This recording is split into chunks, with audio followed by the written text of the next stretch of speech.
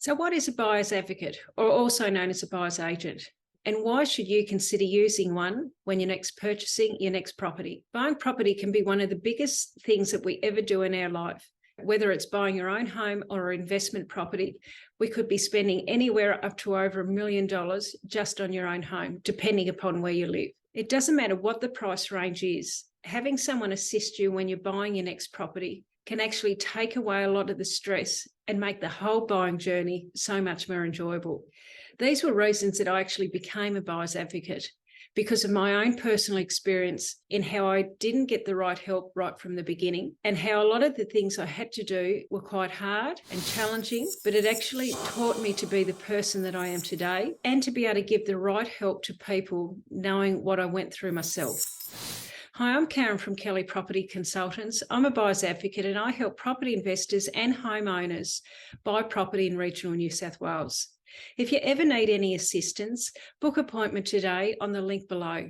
And if you also like what you see in this video, subscribe to our channel, hit the like button, and also hit the little bell notification to receive future videos as they come out weekly. So some of the things that you should consider when you're actually looking for a buyer advocate is what they're actually going to do for you. I can only go on my own personal experience, the things that I lacked back when I started purchasing property. The first thing that my husband and I owned was our very own home. We actually purchased 4 hours from where we were currently living. My sister and I went over and had a look at some of the houses that were available in our price range. And this was a pretty big day to drive over there, inspect properties, and to try and work out, was the house really worth that amount? We were brand new to the area, so we weren't 100% sure what houses were worth for that location. So these were some of the things that we had to overcome right at the beginning. So when we actually found a property that we liked, my husband and I then went back over with the kids. So it was another 8 hours return trip to go and inspect the property the second time. Now, all of the negotiation was left to me. Now, this at the time was a little bit daunting. I'd never bought a house before. I even had the real estate agent at the time trying to tell me that the vendor wanted me to pay their moving costs, which I'd never really heard of. And these were things they were trying to do to me as a first home buyer. They were trying to say that if I didn't pay their moving costs, these were things that I could miss out on the house. Now, I didn't pay their moving costs because, one, I'd never heard of it before. No one was paying my moving costs, so I made sure I definitely wasn't paying theirs. But these are things that I could have easily fallen into the trap of just going along with it, purely because of the confidence that I didn't have at the time and just not sure on what I should be doing. But I can actually say we walked away with $25,000 off the price. I didn't have to pay their moving costs because I wasn't going to do it. And at the time, I didn't realise I could have nearly missed out on the property, but I held strong and we walked away with the property at our price. So right from the beginning, these are things that I encountered myself as a purchaser. Moving forward about 8 years, we were looking for an investment opportunity. Somewhere close, we ended up buying in Tamworth in the Upper Hunter. Again, didn't know the market, but I just wanted to start investing in property.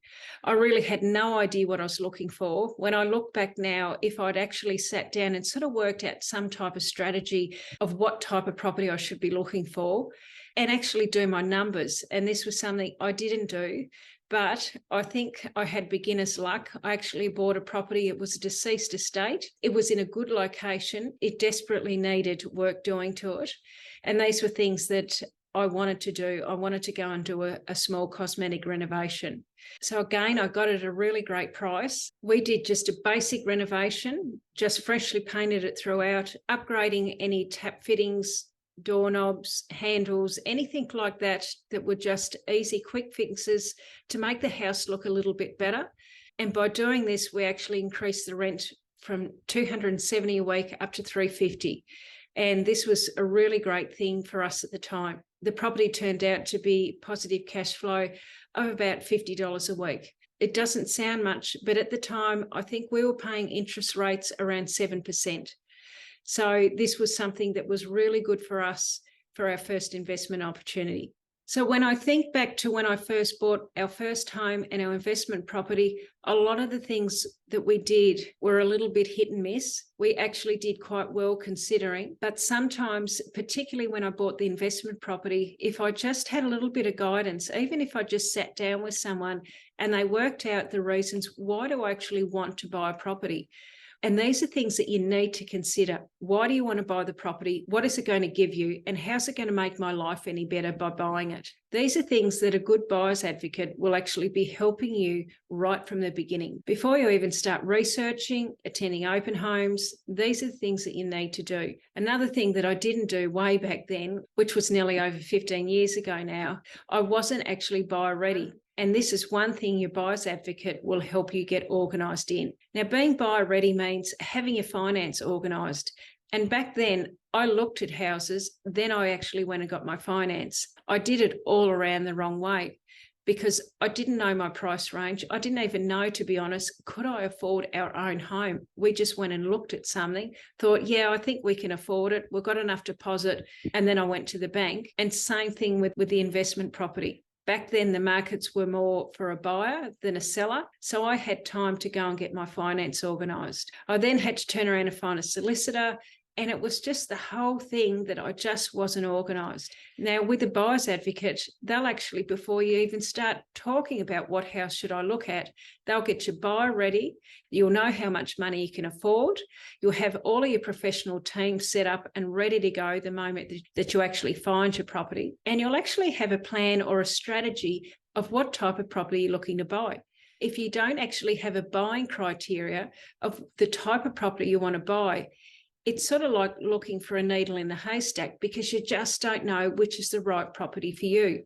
And these are things that your buyer's advocate will help you right at the beginning. It sounds simple, I know, but when you actually sit down and you start to work out what do you want, it will actually make the whole process so much more easier. It can actually take away so much of the stress. And the emotional part starts to actually go because you actually can say, well, these are the things I want. And you can actually start to look for property just like that. And the best thing is you don't look for them. Your buyer's advocate does. Because you've given them such a detailed list of what you want in your property and what it has to do for you, they will actually go away and they'll only find the right property for you. They'll only present you one or two that meet that criteria. And from here, they'll actually present it to you in a way that you know what it's actually worth in today's market compared to all of the other properties that are sold around it or currently on the market. So if you do go to that property and that you think, yes, that's the one that I want to buy, then you know exactly what it's worth and what you should be offering on it. So your buyer's advocate has just taken away all of the stress of trying to research the market, become the local expert, and they've found the property that's right for you. And one of the best things I find with a buyer's advocate is that they can then go away and negotiate on your behalf. So you can say, yes, offer this amount, and from there they will go to work for you. Now, buyers advocates, some get paid on a commission basis and some get paid on a fixed rate. I work on a fixed rate, so it doesn't matter whether you pay any more or any less for a house. I only get paid the one fee, but my aim is to work for my client and to get the best price for them. Another reason that I became a buyer's advocate was from my own experience when I was selling a house. I had a real estate agent come out to the property. They inspected it, gave us an approximate price range of what it's worth. It was a house on a few acres and it was just out of town. The market was just starting to take off. We told the agent that we just weren't ready, but in 3 months' time, we were definitely leaving the area. We were actually moving 4 hours away again. And she never got back to me. We actually ended up selling the house privately, but the agent, because she never actually kept in contact with us, she missed out on a sale. Now, you might be thinking, well, you're a vendor, but I just put it down to that real estate agents, sometimes you can get lost through the cracks. And this was something that she missed out on a sale. At the same time, the agent had other properties listed not far from ours. And there were purchases there that she could have brought to it that actually could have got it before the market took off, but she never did. So there were purchases there that were actually missed out on our property. So through my own personal experiences, this is why I became a buyer's advocate, because I could see that buyers sometimes fall through the cracks and they don't actually get the service that they should. So these are just a few things you should consider when you're engaging the services of buyer's advocate. What are they going to give you? What can they do for you? And how can they make the whole buying process so much easier, making it a smooth process, saving you time? And that's something that we will never get back. How many hours can you spend actually researching the market, becoming the local expert, going to the open homes, attending auctions, negotiating on the price, organising the finance, having a professional team in place? These are things that your buyer's advocate can help you with, save you so much time, take the stress away from it, can take a lot of the emotion out of it, and just give you the confidence that you know that when you find the property, you know exactly what it's worth and what you should be offering. And these are things that I do for my clients in regional New South Wales. We only work with one or two at any one time, so we can give 100% of our time to our clients. If you've liked what you've seen in this video, hit the like button, subscribe to our channel, and also hit the little bell notification for any future videos as they come out weekly. But until the next video, all the best to your property journey.